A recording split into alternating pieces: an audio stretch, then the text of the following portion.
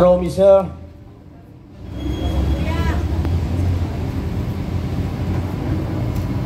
Medyo abante kayo ng konti para hindi tayo nakakano sa sakyan. General Romy Puki, sir.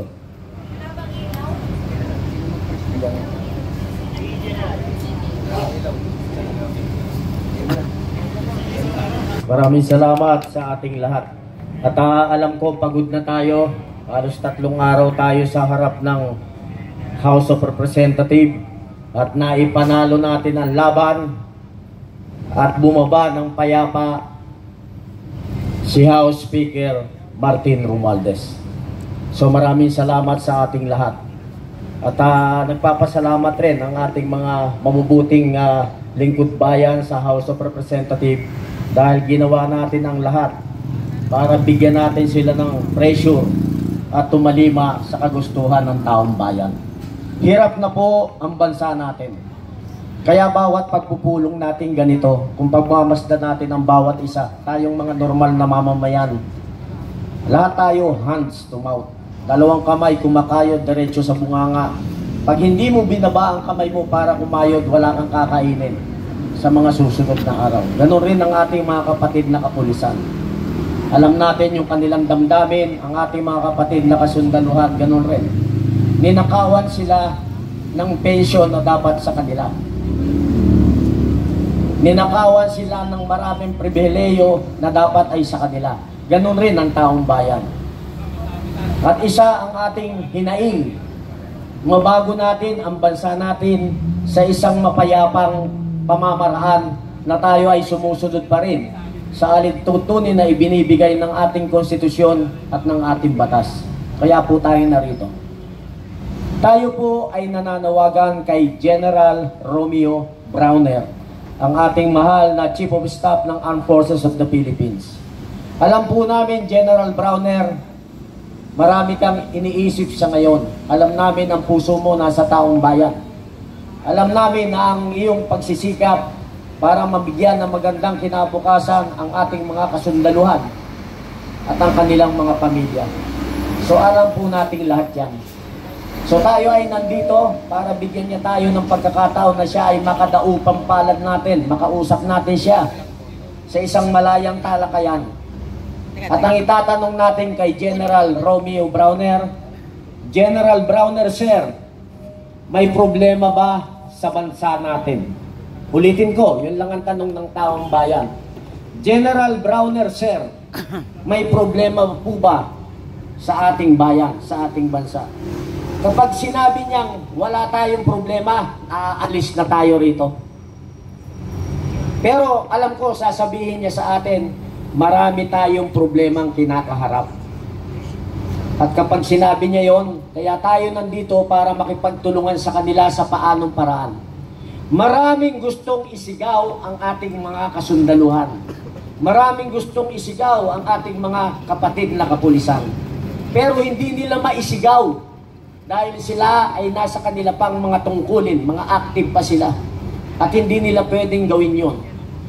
Pwede silang bumatikos sa mga nangyayari sa ating gobyerno, but they have to leave the institution where they are currently serving.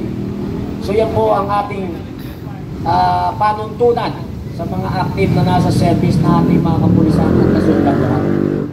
So nandito po tayo para kausapin siya ng direkta. At pag sinabi niya may problema, ang susunod natin sa kanyang sasabihin, ano ba ang maitutulong namin, General Browner, para maresolba natin ang problema ng bansa? Pagtulungan po natin. Hindi na kailangang imbestigahan kung sino ang mga gumagawa ng kamalian. Tanungin ko kayo, kailangan pa bang imbestigahan ang mga gumagawa ng kamalian? Hindi na. Hindi na. Kasi yung krimen, nangyayari na in front of our very eyes. Nangyayari na, nakikita natin eh. Kailangan pa bang imbestigahan yan? So hindi naman bobo at tanga ang taong bayan. Ang taong bayan sobrang matiisin. Ang mga Pilipino ganon. Sobrang kinikimkim sa kanilang damdamin ng galit. Hindi maisigaw, hindi maipahayag. Kaya tayo'y nandito. Kasi bakit? Pag hindi natin maipahayag lahat yung sama ng loob, ay baka biglang sumabog to. Baka 1 milyon lumusob sa House of Representatives. At kung anong magawa doon sa mga kongregista natin, mga congressman natin na gumagawa ng katiwalian. So yun ang ayaw nating mangyari. Yung galit na kinikimkim, tinatago ng milyong-milyong kababayan natin, sumambulat bigla. Magiging magulo ang bansa natin. Ayaw natin mangyari yung sa Nepal, na sinunog yung ibang mga opisyal nila, itinapon sa ilog, pinagbabato. Ganun rin sa Indonesia. We are better than them. Kaya tayo ay nandito at nagpupuyat. Bibigyan ko kayo ng isang senaryo at katotohanan. Mas maraming mga Pilipino ang may armas kaysa sa ating mga kasundaluhan at kapulisan. That is by statistic. Mas marami ang number ng taong bayan kahit sa combined forces ng ating armed forces at ng ating kapulisan. That is based on statistic. So pag nagkagulo, pare-parehas tayong mapiperwisyo. Pag nagkagulo, merong papanaw sa ating lahat sa gusto man natin at ayaw. Yan po ang ating iniiwasan. At alam ko naman po, nakikinig ang mga nasa gobyerno. Napakahirap para sa isang Martin Romualdez na matagal na pinamahalaan ng House of Representatives at nakita ng taong bayan ang klase ng pamamalakad na kanyang ginagawa. Bakit siya ay nag-resign? Dahil sa pressure na ipinapakita ng galit ng taong bayan sa social media at maging sa aktwal. At nakita niya ito nung tayo ay nasa House of Representatives. Ito ay nakita ng kanyang mga kasamahan at maaring kinausap siya. Hindi natin sigurado kung ano ang kanilang napag-usapan, pero hindi naman tayo tanga para hindi maanalisa kung ano ang kanilang mga pinagkasunduan. Maaaring sinabi ng karamihan ng mga congressman, mahal naming Speaker Martin Romualdez, baka pwede naman na bumaba ka na sa pwesto at baka madamay pa kami sa galit ng taong bayan. Nakikita nyo ang pwersa ng taong bayan. In a democratic country, nakapaloob dyan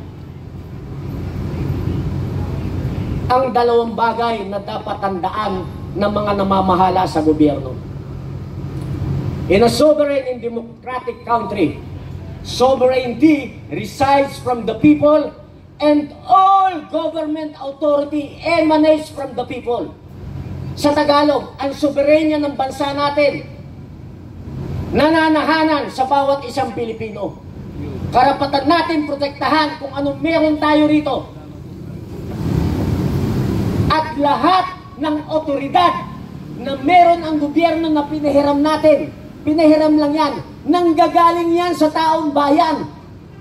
In a layman's term, sila ay dapat sumusunod, tumatalima sa gusto ng taong bayan. Pero anong ginagawa nila? Kapag nanalo na sa eleksyon, wala na. Magdi-decide sila na hindi na kinukonsultahan taong bayan. Ang panawagan, na minsan ko na itong nasabi kay General Romeo Browner. Nag-usap na kami. Taon-naan nakalipas nang kami mag-usap, magkaharapan. At sinabi ko sa kanya ito, General Browner, sir, naniniwala ka ba sa nakapaloob sa ating konstitusyon ng lahat ng otoridad na meron ang mga politiko ay dapat nagmumula sa taong bayan? At alam nyo rin ba that civilian authority is always supreme over the military? Alam nyo ba yon?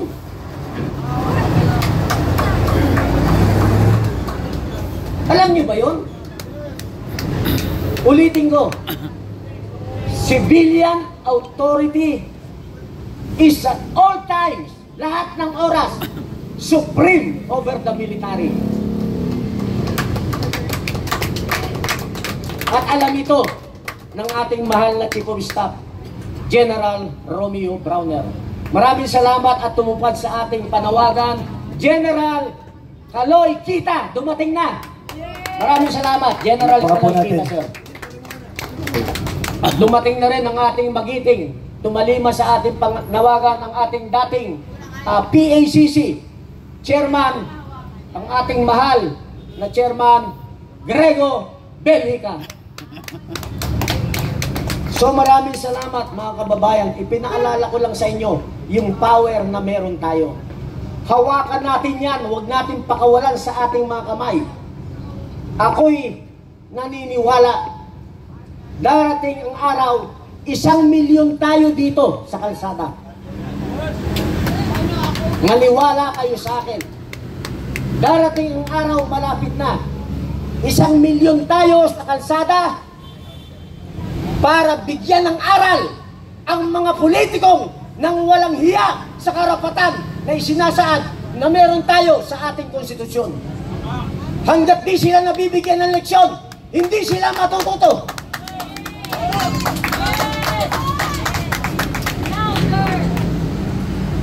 Hindi natin sila papatayin.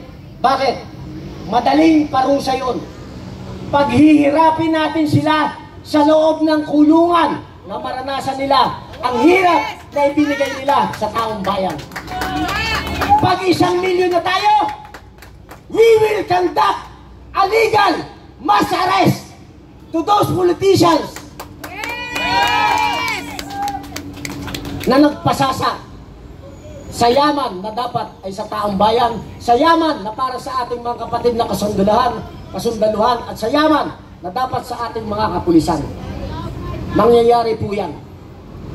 Ang gawin natin, magsama-sama lang tayo, payapa. Wala tayong kailangan gawin. Kailangan lang natin magsama-sama, mananalo tayo. Magandang gabi po sa ating lahat. Maraming salamat, Tito Ray.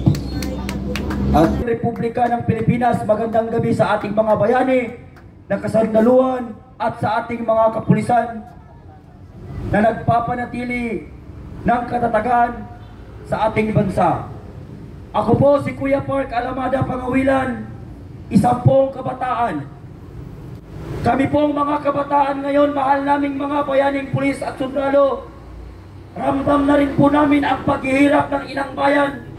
Ramdam na rin po namin ang paghihirap ng taong bayan. Ramdam na po namin mga kabataan ang kawalan ng suporta at kawalan ng pagmamahal sa kabataan ang ating gobyerno ngayon, mga minamahal naming bayani. Kami pong mga kabataan ay pagod na po. Pagod na po kami sa korupsyon ng ating bansa. Pagod na po kami sa ating mga politiko na wala nang ginawa kung hindi pagkuha sa kaban ng bayan. Pagod na po kaming mga kabataan sa puro na lang politika na pinag-uusapan sa ating bansa. Pagod na po kaming mga kabataan, puro na lang napapanood namin gulo at away sa ating bansa. Mga minamahal naming kapulisan at sundalo, hindi ba tayo pwede magkaisa upang sa ngayon ay mabigyan ng solusyon ang problema na kinakaharap ng ating bansa? Mga minamahal naming pulis at sundalo, kagaya po ng inyong mga anak, ako po ay nandirito upang irepresenta ang nararamdaman ng bawat kabataan na naghihirap sa inang bayan. Hanggang kailan pa po kami magtitiis ng mga kabataan? Hanggang kailan pa po kami maghihintay ng hustisya at kalayaan sa ating inang bayan? Araw-araw po kami pumapasok sa eskwelahan. Araw-araw nag-aaral. Ngunit pag-uwi sa bahay at nanunood sa balita, walang napapanood kung hindi tagisan at pagalingan sa gobyerno ng Republika ng Pilipinas. Pagod na po ang mga kabataan na hanggat kahit saan sila magpunta, gulo dito, away doon, pagtatalo ng ating mga pinuno, pagtatalo ng namumuno sa atin, hindi ba't pwede silang magkaisa upang ayusin ang ating bansa? Kami po ay nananawagan sa ating mahal na mga kapulisan, mahal na mga kasundaluhan, na tayo ay magkaisa at tulungan niyo po kami sapagkat kayo na lamang po ang pag-asa at inaasahan ng mamamayang Pilipino na tumulong sa amin upang sa gayon ay mabigyan solusyon at pansin ang kinakaharap nating problema. Mga minamahal naming sundalo at kapulisan, ako po ay isang kabataang nananawagan sa inyo tulad ng inyong mga anak, kasing edad ng inyong mga anak, hindi marapat na mamanain ng next generation na mga kabataan ang gaya nitong mga politiko, ang gaya nitong gobyerno na wala nang alam kung hindi pahirapan ang mamamayang Pilipino at kainin at nakawin at ibulsa ang pera ng taong bayan. Maraming salamat po sa ating lahat. Maraming salamat po sa ating mga bayaning pulis at sundalo.